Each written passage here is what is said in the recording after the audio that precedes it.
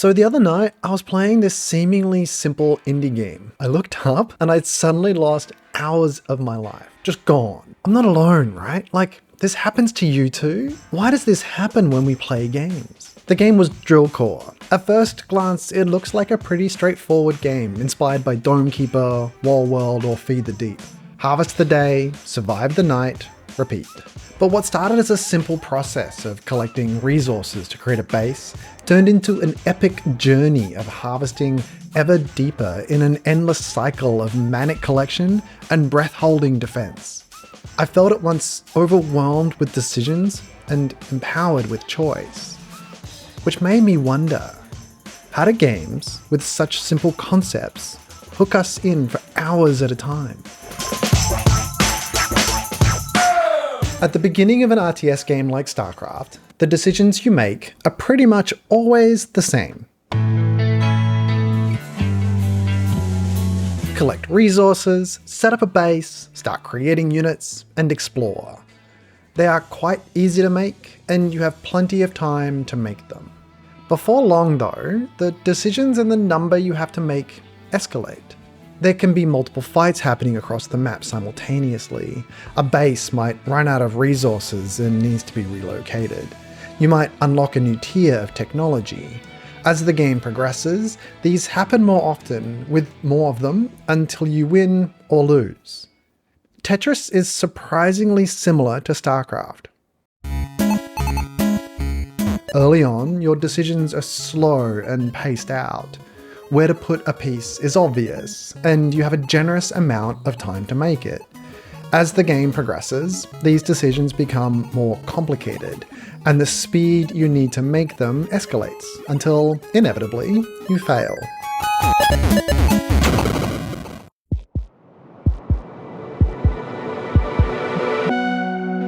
Both Starcraft and Tetris hook you in by giving you an ever more complex set of decisions to make, and progressively reducing the time with which you have to make them. This is what I like to refer to as decision intensity, and it's an integral tool for keeping players engaged. Thinking about interesting decisions is one way of finding the fun. You see, decision making is at the core of designing interesting games. In fact, it's what set games apart from other mediums. Whether it's what card to play in a roguelike deck builder, what loot to pick up in an extraction shooter, what recipe to craft in an RPG, or what attack to use next in a fighter. These decisions are what makes games fun. How these decisions are designed can impact whether the player gets bored or not. Games which hook us in and make us lose time have super well designed decision intensity. We can actually map games out by visually representing their decision intensity in the form of a curve. For some games, the decision curve is a linear growth. Over the duration of a session, the intensity goes up consistently. In others, the baseline intensity is high at the start and gets higher very quickly. This intensity tends to speak to the duration of the play session. Higher means shorter, as players generally can't stay at high intensity for too long. Importantly, there isn't one correct intensity for every game. It's different based on what the audience prefers. A low intensity round of Tekken, for example, would be pretty dull. Drill Core's curve is quite interesting and is what leads to longer play sessions. Rather than a steady increase, Drill Core oscillates between two distinct phases, day and night, each defined by its own level of decision intensity. How do they achieve this intensity though? During the day, your goal is to harvest as many resources from the ground below as possible before nightfall. You do this by recruiting miners who mine and carriers who, well, carry. And then you give them orders on where to harvest. You can issue orders to miners in a limited way. By indicating the areas that they will destroy, then the AI decides for itself where it will go. You have some influence over this by double-clicking on a location to prioritize it, but that's about it. You can't select individual miners and give them directions. The play space is also very dynamic, and the decisions you make revolve around reacting to that environment. If an enemy begins to spawn, you need to retarget your orders. If a shaft you had planned out becomes blocked and cancels, you need to plan a new one. On top of this, you have active abilities which need to be managed optimally, directions to give your carriers, and upgrades to your base to perform.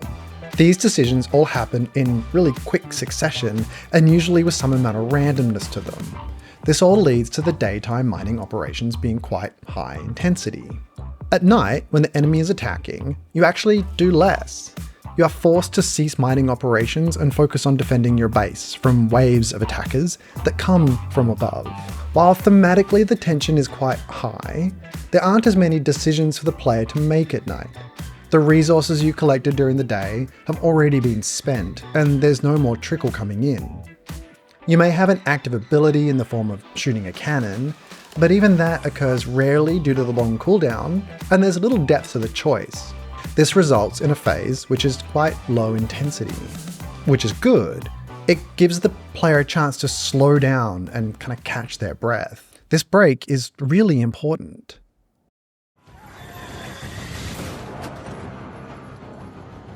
The start of Fury Road is a bloody bonkers thrill ride that has you holding your breath for a good few minutes. Importantly, after those crazy scenes, the movie kind of pulls back its intensity for a while before ramping it up again. This is necessary because without that break, the audience would just become exhausted and numb to the high impact moments coming later in the movie. The same thing happens to the player when the game intensity stays too high for too long. They just can't take it, and they'll likely become frustrated and quit. By cycling the decision intensity between two phases, Drill Core allows players to have a deliberate break, which allows them to play for longer periods of time. In order to be great at PvP and RTS games, players need to master a skill called APM, or actions per minute. The higher your APM, the more decisions you're making, and in a competitive RTS game, more decisions usually results in wins. Very few players are truly able to maintain a high APM, however, and this focus on high-intensity play and ever-increasing complexity of decisions has led to a dramatic fall-off in popularity of RTS games over the years. They've just become too hard for a broader audience to play. This is a big challenge with finding the right intensity for your game. So how can we ensure players of a wide skill level don't get overwhelmed? Drillcore approaches this differently. Rather than locking in the right intensity, they give the players more control on how many decisions they need to make and how long they have to make them. In games with complex decision making, such as Factorio or Oxygen Not Included, players are given the ability to control time. I'm not referring to the way that Sands of Time allows you to rewind time when you die. I'm referring to simulation speed. In these complex games, players are able to slow down or speed up how quickly the game simulation plays out. Though it was likely first created as a way to skip past the boring parts of sim games when they transition from turn-based to real-time, it has an interesting side effect when it's used in games like Drillcore. By giving players the ability to increase the speed of the game, they're able to self-select what their preferred intensity level is. When there are fewer decisions to make, the player can increase the speed. Too many, and they can lower it again. This seems like a very simple feature, but adding it provides players with a great deal of ability to customize the game to their own liking. In addition to controlling speed, Drillcore provides players with choices that impact their intensity that are less obvious. Littered throughout the tech tree are buildings which provide passive or active abilities. These structures all provide some form of positive benefit to one of the mechanisms in the game, be it the speed at which your miners drill, or the ability to launch drones on cue to attack incoming enemies. While some of these buildings add an active ability to your bar, many just provide passive bonuses that require no player input. The player who feels more comfortable with more decisions, or even desires more, will naturally lean towards building the active ones. They just want more buttons to press. The player who is feeling overwhelmed will likely prefer the passive options, as they're already at the limit of what they can accomplish, and adding another decision to make during an already hectic time would stress them out. What's really interesting about these is that the player may not even be aware that they're consciously making a choice based on their stress level. They just might feel that it's better to be more active or more efficient, to go with the passive option.